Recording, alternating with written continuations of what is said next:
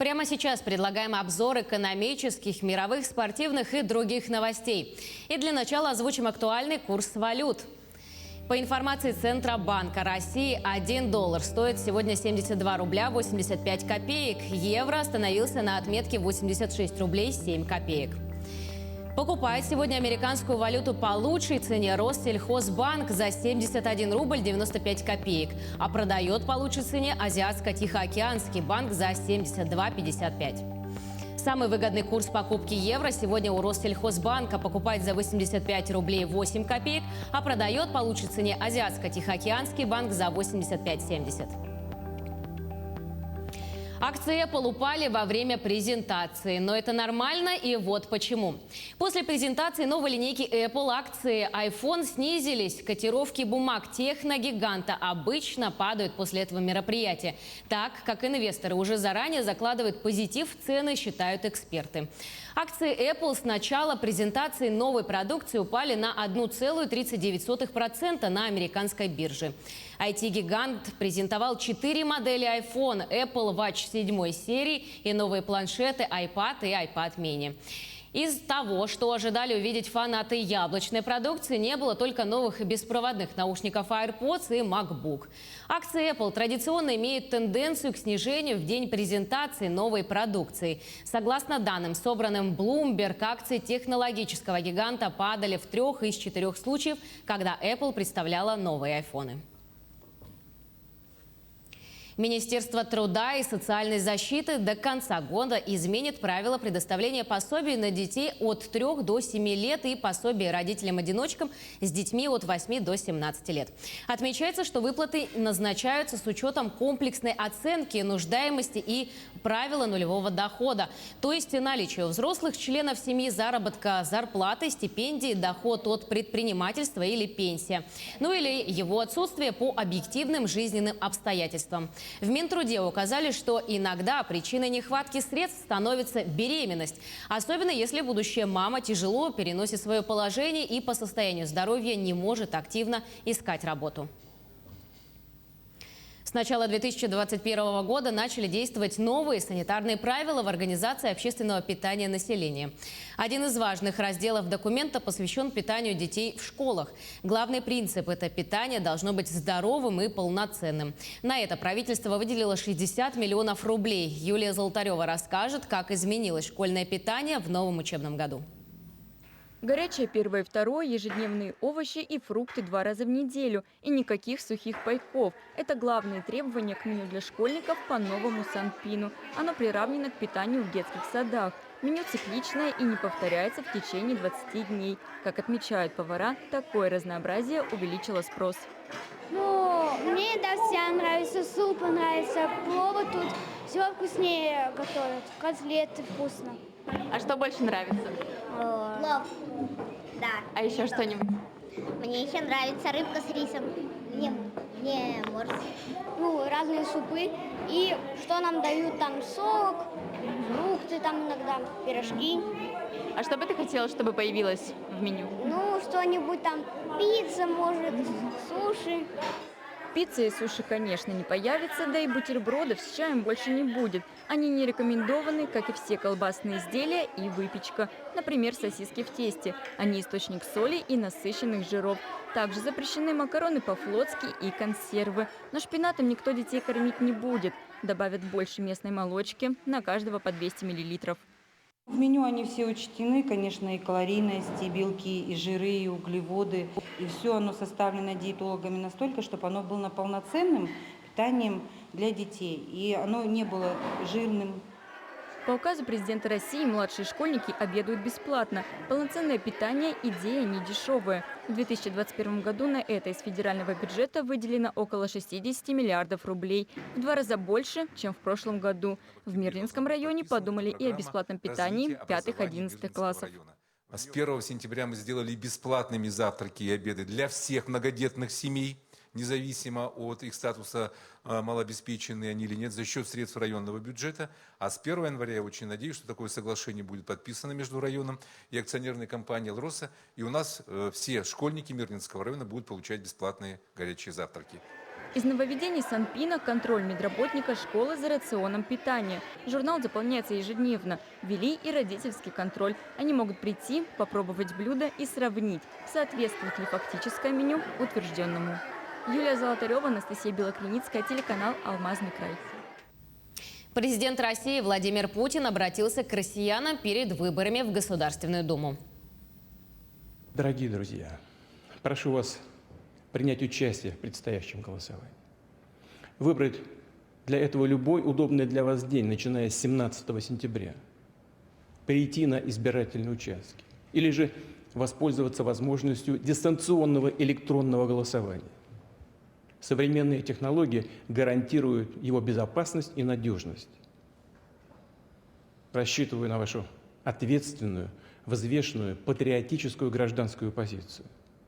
На ваше стремление избрать депутатов, которые будут работать на благо и во имя нашей любимой Родины, в интересах нашего народа и каждого гражданина России.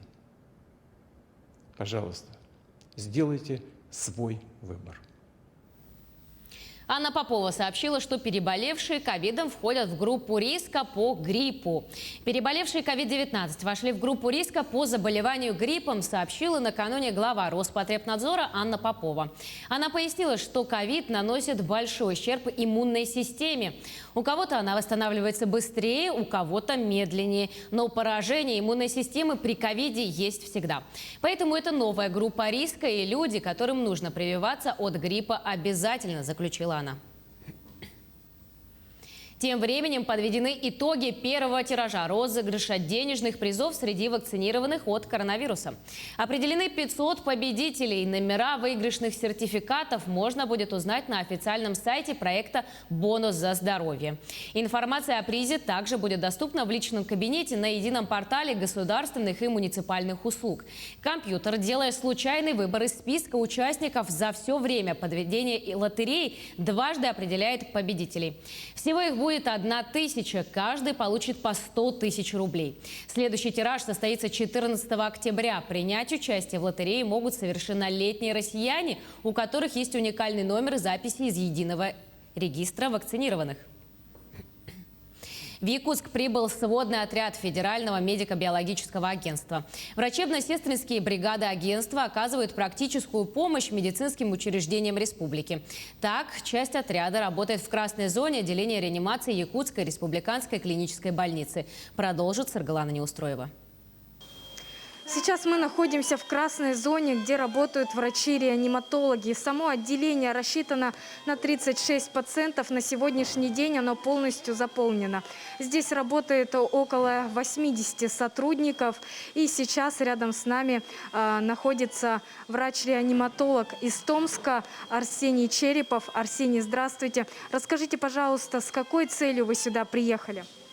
Мы приехали от структуры ФМБА, да, где я работаю. Я работаю в городе Северск. Поступила информация, что не хватает рук, не хватает врачей. И из разных городов доктора откликнулись. Я был одним из них. Мы приехали в составе сводного отряда. Доктора приехали из Омска, из Красноярска, для того, чтобы оказывать помощь больным с новой коронавирусной инфекцией непосредственно вот здесь, в красной зоне. Но на сегодняшний день портрет больного, он как-то поменялся? Я бы не сказал, что он сильно поменялся. Все-таки коронавирусная инфекция, она все та же, что и была. Все так же, к сожалению, нет такого вот таргетного лекарства, которое могло бы убрать вирус. Но со временем вирус становится агрессивней, болезнь протекает быстрее, и пациенты становятся моложе. Если в первую волну мы видели пациентов в основном преклонного возраста, то сейчас все чаще появляются пациенты 30 лет, 40 лет, 50 лет. Это уже не новинка, да? Мы к этому начинаем привыкать. К сожалению, так. А расскажите, пожалуйста, вот по поводу пациентов, которые привились, у них вообще какой анамнез? Прививка однозначно это, наверное, единственное спасение, да, для нас, для населения. Привитых людей очень мало. здесь лечатся. Это не значит, что их нет совсем, да, то есть пациенты с тяжелым коморбидным фоном, с большим количеством сопутствующих заболеваний, и даже после прививания они болеют тяжело, это действительно так. То есть это не панацея, это не спасение, не какая-то палочка-выключалочка, да, что уже никак не заболеть. Но тем не менее, вот у меня нет статистики по России такой расширенной, но есть зарубежная статистика. Из 100 тысяч заболевших привитых 1%. Из 100 тысяч умерших 0,01% всего привитых.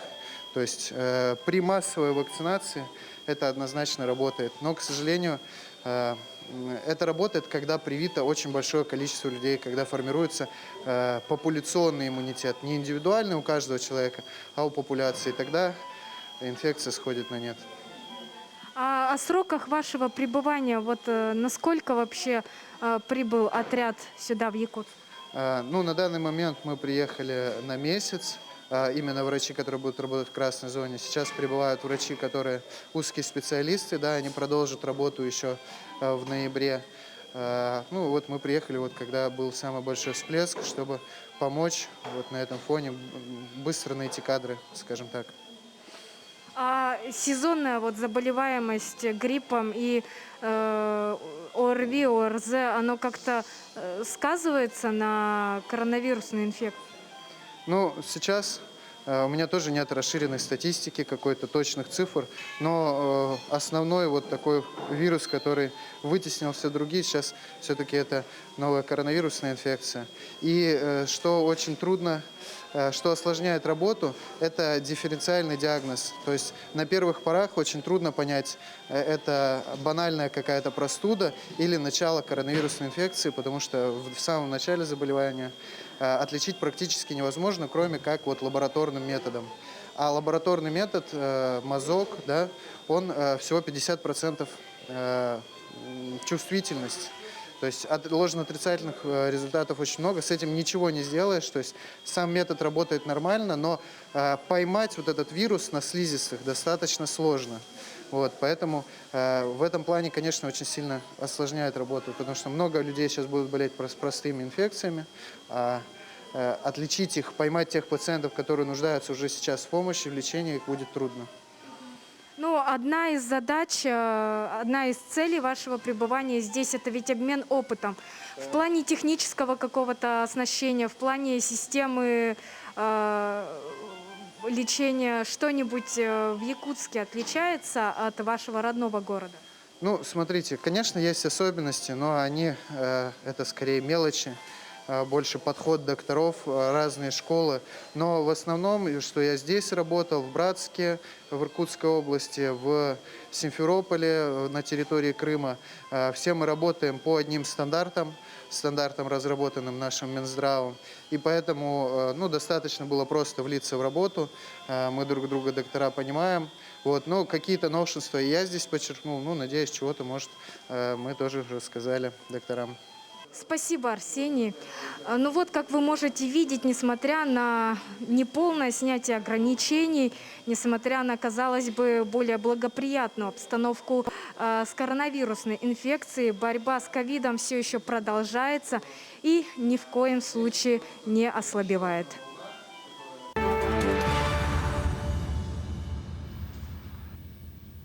Члены экипажа корабля SpaceX, которые надеются стать первыми гражданскими астронавтами, совершившими попытку выйти на околоземную орбиту, заявили, что благодарны за возможность участвовать в исторической миссии. На пресс-конференции во вторник они сказали, что волнуются, но это приятное чувство. Старт запланирован на среду. Подробнее расскажет Анастасия Дмитриева. За день до старта первый в истории гражданский экипаж корабля SpaceX провел пресс-конференцию в космическом центре Кеннеди на мысе Канаверал во Флориде. В состав миссии Inspiration 4 входят 4 астронавта с минимальной подготовкой к полетам. Они поднимутся на высоту около 575 километров, рассказал старший директор программы Бенджамин Рид.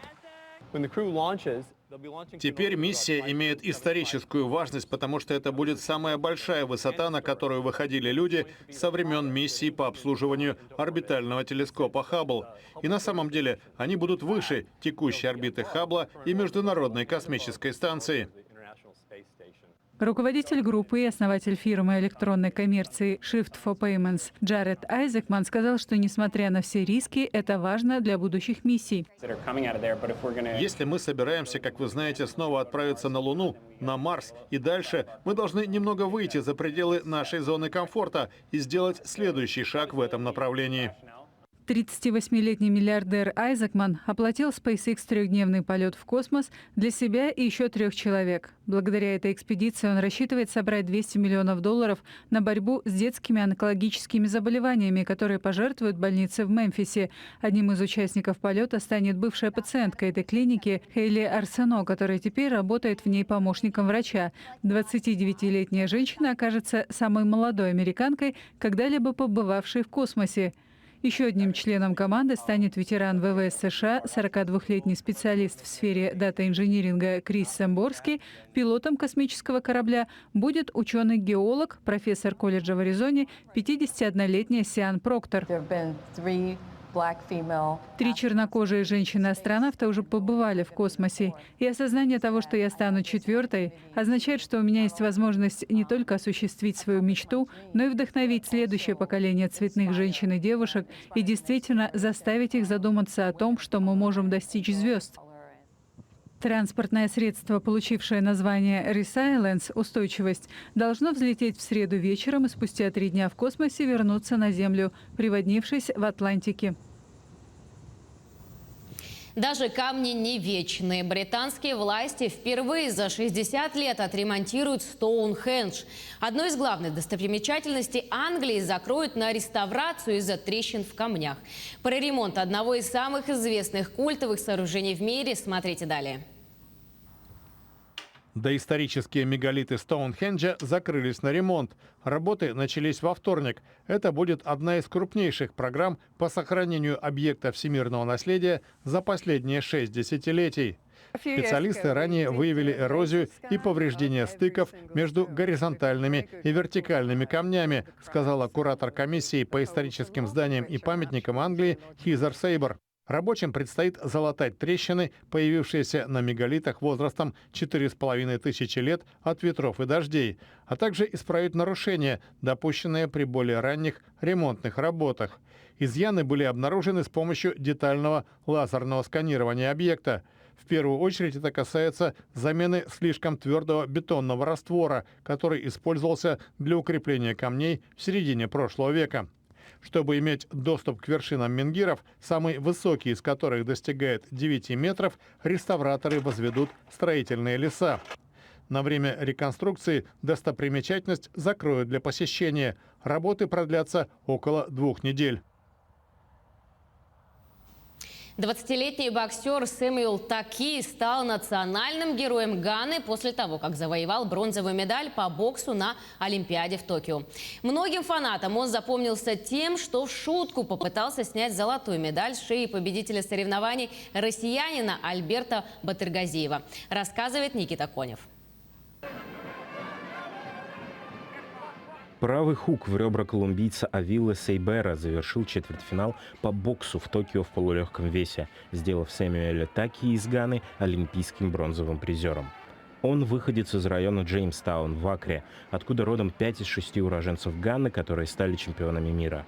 Среди них был Азума Нельсон, один из самых знаменитых боксеров Африки. Таки завоевал для страны первую олимпийскую медаль в индивидуальной дисциплине за 49 лет. До этого такой награды был удостоен другой боксер, принц Амартей, выигравший бронзу на играх 1972 года в Мюнхене. Таки с детства тренировался в Академии бокса, тренажерном зале, перестроенном из старой тюрьмы. 20-летний парень во многом приписывает свой успех тренеру Лоуренсу Ампофа Куайе. Тренировка, прежде всего. Тренировка – это все. Я тренируюсь каждый день. И вы знаете, иногда, когда я не прихожу, он находит меня и приводит. Так что у меня и моего тренера очень тесные отношения. Мне нравится, какой он, и ему тоже нравится, какой я. Куайя считает, что у Таки есть потенциал стать одним из величайших боксеров Ганны. Когда мы начали смотреть бои, мы приходили, и он говорил: «Ты знаешь этого мальчика? Я могу победить его». Я спрашивал: «С чего ты взял, что можешь победить его?» И он отвечал: «Посмотри на него, я ведь думаю больше, чем он». Таки стал героем родного города с тех пор, как в 17 лет вошел в сборную Ганны. В планах у него перейти из любительского бокса в профессиональный. От боксерских перчаток Рокки до повязок Рэмбо памятные вещи из боевиков Сильвестра Сталлоне уйдут с молотка на декабрьском аукционе. Организаторы надеются получить до $1,5 миллиона. Почти 500 предметов из личных архивов Сильвестра Сталлоне выставят на аукцион в Лос-Анджелесе в декабре. Пока что коллекция находится на предварительной экспозиции в Лондоне. Лоты включают в себя костюмы, реквизит, сценарии, записные книжки и другие памятные вещи из наиболее популярных фильмов актера, включая «Рокки и Рэмбо», «Скалолаз», «Неудержимые» и «Подрывник». Основной интерес представляют боксерские перчатки из «Рокки 3», оцененные в $20 тысяч, а также рукописные блокноты с заметками актера, стоимость которых, как ожидается, достигнет $60 тысяч. Поклонникам Рэмбо предлагается коллекция ножей из первых 3 фильмов по цене от $10 тысяч за каждый, а также повязка на голову, которую носил Сталлоне в «Рэмбо. Первая кровь. Часть 2». В числе других предметов – плакаты, боксерская капа, которую носил Сталлоне в «Рокки», костюм, разработанный Джанни Версаче для судьи Дредда, и альпинистское крепление из фильма «Скалолаз». Мартин Нолан, исполнительный директор Julien's Auctions, объяснил потенциальный интерес к аукциону так. На самом деле у людей было очень мало возможностей владеть чем-либо из его жизни и карьеры до сих пор. Так что это удивительная возможность иметь какую-либо вещь у себя дома, в офисе, на стене, где угодно, что станет отличным предметом для разговора, зная, что это держал в руках Сильвестр Сталлоне. На вопрос, почему актер, которому сейчас 75, решил продать эти вещи, Нолан ответил, что Сталлоне переезжает и продает свой дом. Мы оцениваем продажу в диапазоне от $1 до $1,5 миллиона. Это консервативная оценка аукциона, потому что они такие знаковые, и людям нравятся эти вещи. Продажа имущества из жизни и карьеры Сильвестра Сталлоне состоится 5 декабря на торгах аукционного дома Julien's в Беверли-Хиллз. Южная пирамида фараона Джессера в Египте открыта для посещения после продолжительной реставрации. О проделанной работе расскажет Сергей Берец. Власти Египта представили журналистам открытую после 15-летней реставрации Южную пирамиду Джосера. Фараон, основатель 3-й династии, жил около 5000 лет назад. Восстановительные работы начались в 2006 году. Они включали укрепление сводов, лабиринта подземных коридоров, расчистку рельефных изображений и декора из керамических плиток, установку освещения. Мумию самого Джосера, похороненного, вероятно, в другом месте, археологам найти не удалось. Судя по всему, еще в древности их опередили грабители. Что касается южной гробницы, то научные взгляды на ее предназначение расходятся, рассказал генеральный секретарь Египетского совета древности Мустафа Вазири. У Джосера было 2 гробницы – южная и, собственно, его царская усыпальница. Некоторые исследователи полагают, что южная гробница была построена для его внутренних органов. Другие считают, что она имела какой-то символический смысл.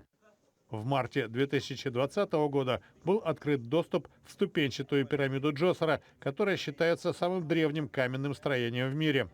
Ее реставрация продолжалась 14 лет и обошлась более чем в $6,5 миллионов.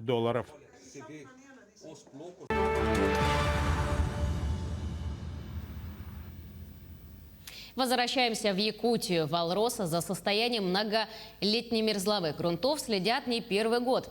Более полувека в составе института Якут-Днепроалмаз действует сектор мерзлотного надзора.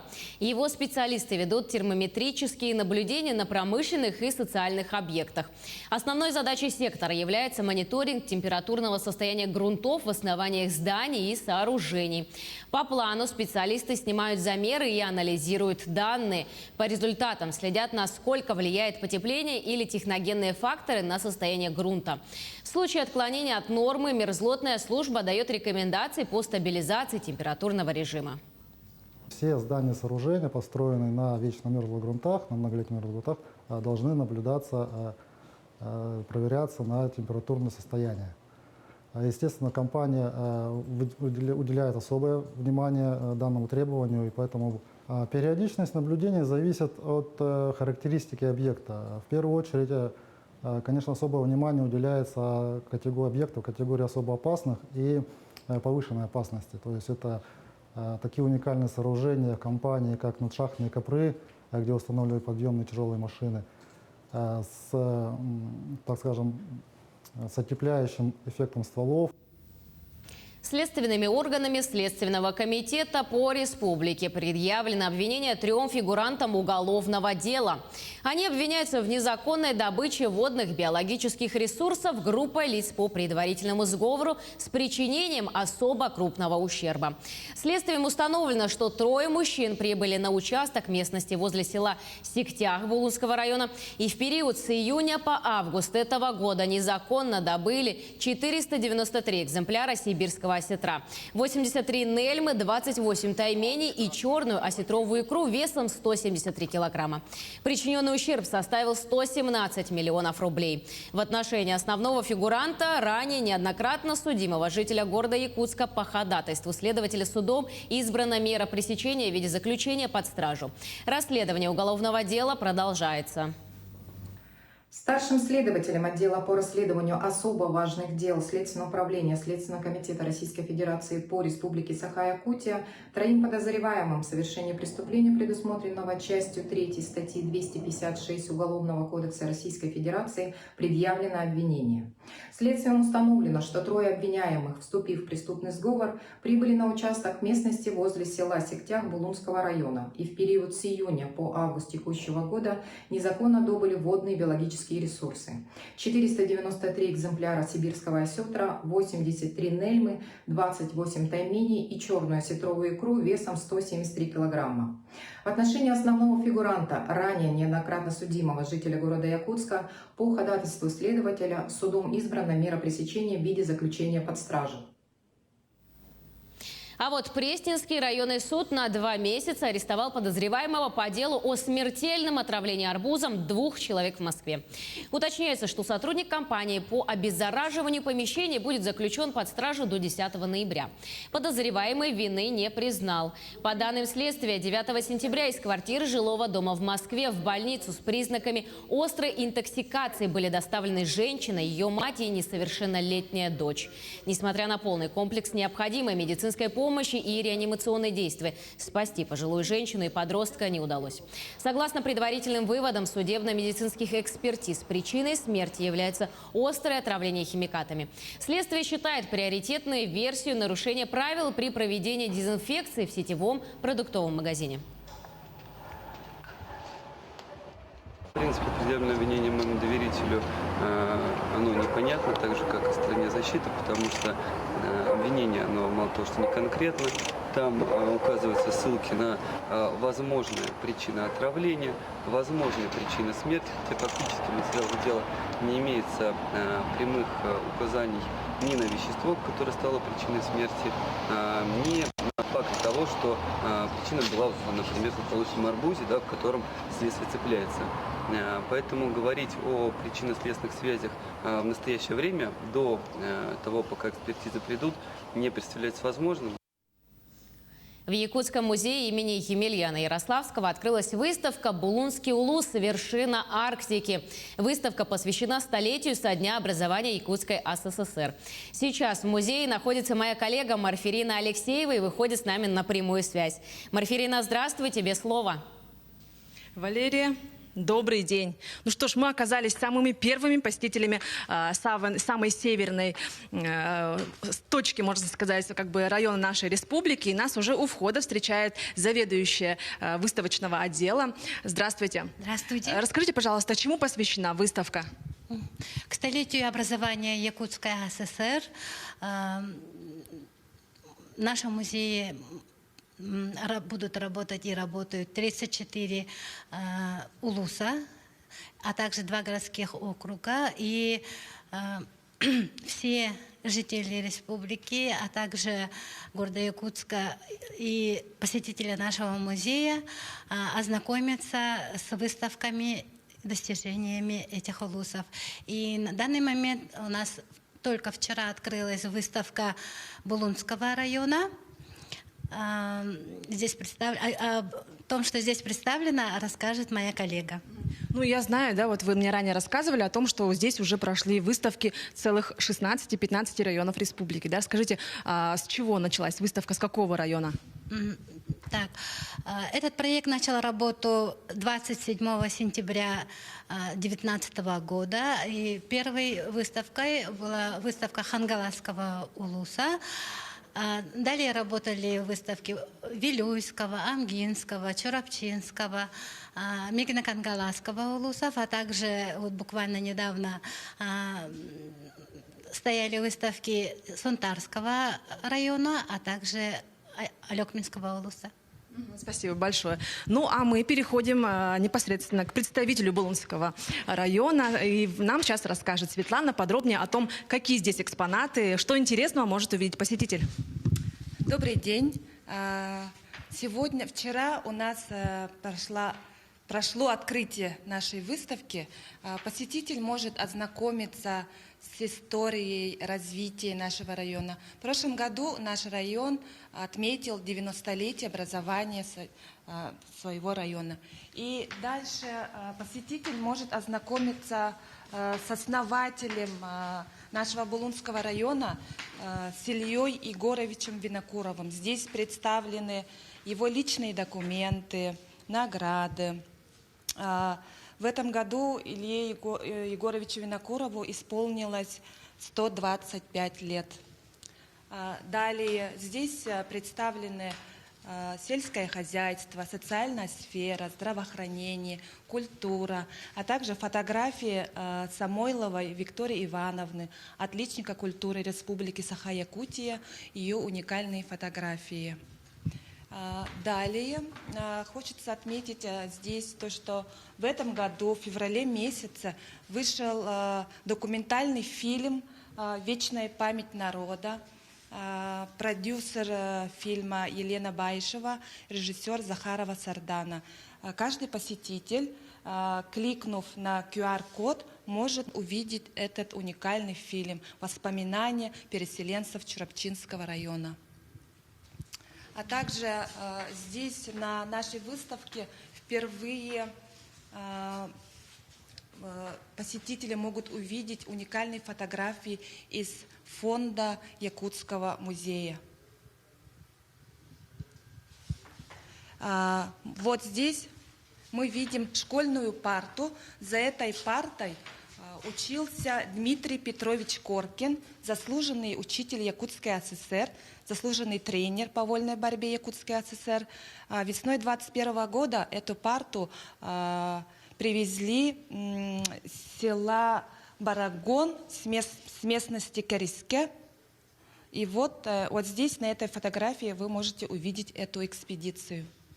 Экспедицию, где нашли эту парту, да, получается? Да, это в нашем районе нашли эту парту. Ага, здесь его личные вещи, награды.